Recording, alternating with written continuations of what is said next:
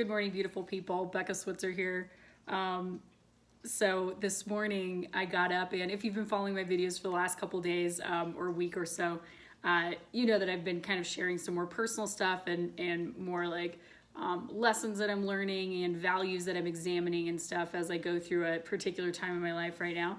And this morning I wanted to use one of my favorite decks. This is an Oracle deck. If you've never used one, it's not Tarot really, but it's just like a deck full of cards that each have a specific meaning, and then you can pull out, and the book has an explanation. And sometimes when I'm just needing further guidance, or I want to understand better what my own mind is thinking, I'll use these cards and see what the message is based on the question that I'm asking it about, and then just kind of reflect on that. So without going through the whole spread here today, I was asking about how to approach the topic of forgiveness with the specific situation that I'm dealing with right now that's kind of been on my heart and my mind. And there's 3 cards. Usually what it is how the past, present, and future relates to this issue. And I wanted to read to you the last card. The last card that I pulled as it pertains to like moving forward with the situation is card number 31 out of the deck Wisdom of the Oracle by Colette Baron Reed. They're beautiful cards. They've got great explanations, stuff like that. But it's the card that's called Why.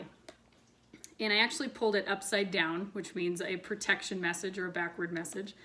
So the Why card says this: essential meanings, motives driving intention, the power of knowing why. And again, my whole question here has been, how's the best way to approach like the topic of forgiveness? And if you followed my video yesterday, I was talking about what does forgiveness really mean? Is this really forgiveness? Is this forgiveness? So you can follow that one yesterday. It's called What is Forgiveness if you want to tune back in. But it says essential meanings, why, motives driving intention, the power of knowing the why. The Oracle's message: there's great power in understanding your motives right now. The Oracle asks you to be very clear about why you're asking this question, looking for this answer, behaving in this way, and most important, making this choice. Knowing your why is the key to fulfillment. When you're clear about it, your intention will then be a magnet for miracles. Motives define the nature of your experience. When you think about something, feel it, and then act on it. This invisible why is the life force energy within the seed, which brings it to life and holds the potential for growth. And since I pulled it upside down, it's a protection message, and it says, sometimes subconsciously denying the truth may drive you toward a specific outcome that actually aligns with an intention hidden from your awareness. For example, you might want to be prominent in your profession, but your desire is not really about sharing your talents, but about making yourself feel better because fame would cause more people to admire or approve of you. Or you may want to reunite with the partner who rejected you because you believe that your love continues to be strong, but deep down what you really desire is to have the last word with that person. Now is the time for deep soul searching of the why that drives your choices. What you uncover will set you free and bring you even closer to the happiness you seek. And as I read that, I was chuckling to myself because that's something that I was thinking about yesterday was why do I want to seek? Why would I want to figure out what forgiveness is or letting go is? And if I did forgive this person, or if I did reach out and say something that I needed to say, why am I saying that? Am I saying, and this is something I actually thought about, and I got it actually off my chest in a big way. Sometimes I don't have the book right here, but I think it's Dr. John Gray, Men Are From Mars, Women Are From Venus, and it says one of the most powerful techniques for getting clarity in your feelings, also communicating to your partner, but sometimes just getting communication to yourself about how you're really feeling and what you really need, is the love letter technique.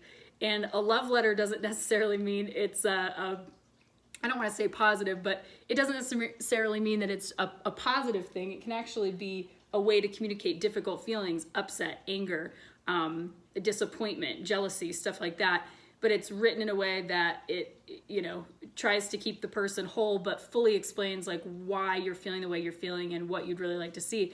And I've actually done that throughout this particular relationship that I'm, kind of referencing right now many times up until this point. Obviously, it didn't really work out the way that I wanted it to, but the method is like getting everything out. Like, how are you really feeling?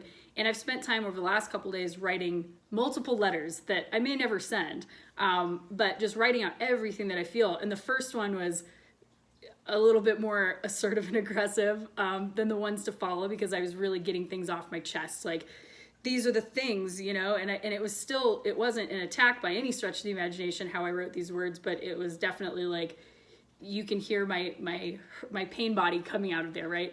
And then I wrote the same type of letter again, and same kind of message, but a little bit more based on like my feelings and my hopes and intentions for that person moving forward, like based on learning from, you know, their behavior patterns and stuff like that.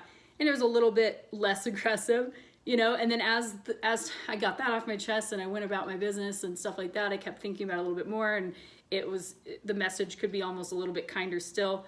But what I loved about this message was, why would I want to, let's say that I did, because what I've been thinking about right now is some people you just have to cut out. It's like, I've already said everything I need to say, and I put my best foot forward. There's really nothing left for me to do here. At this point, pursuing a relationship or communication or whatever with you is actually damaging to me. Like I'm drained now, I've got nothing left.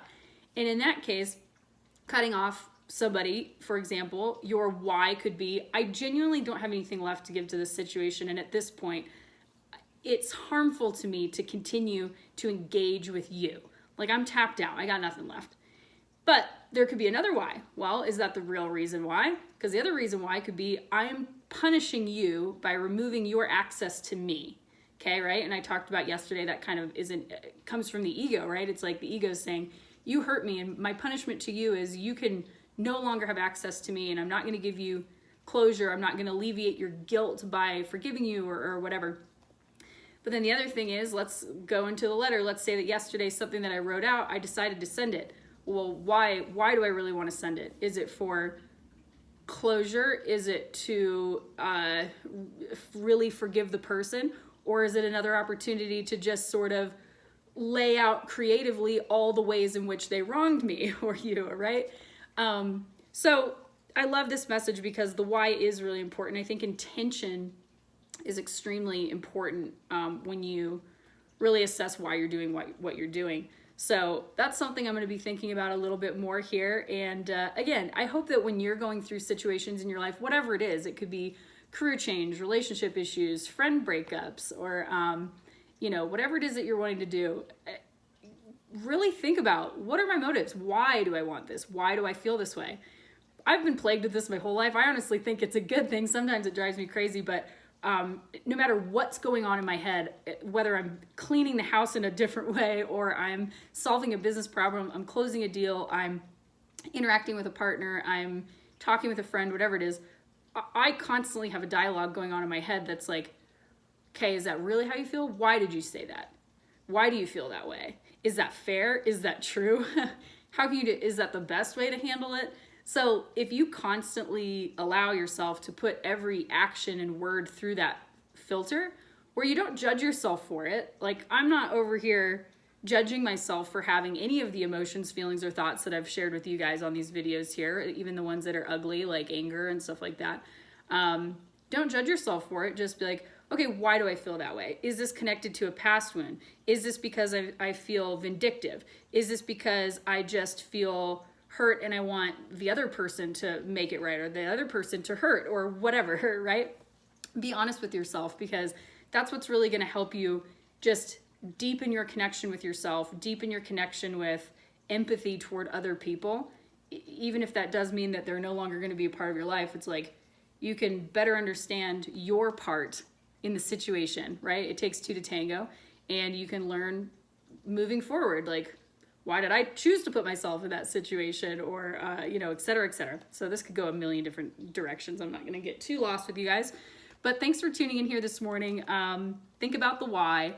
I'm going to enjoy some delicious tea out of this awesome moon phase mug that my dear friend Clay Cunningham sent me a while ago. Clay, you're the best. Also, Clay Cunningham, you should check out his pottery stuff. He makes amazing pottery. If you're looking for a unique gift for somebody, I love his stuff. He does cool glazes and stuff like that. So check him out. Yes, Sir Clay, I believe is his username. But anyways, you guys, have a wonderful morning. I'm going to continue to do a little journaling and self-reflection here this morning. Enjoy some tea before I walk my puppy. But I love you guys. I'll catch you on the next one. Bye.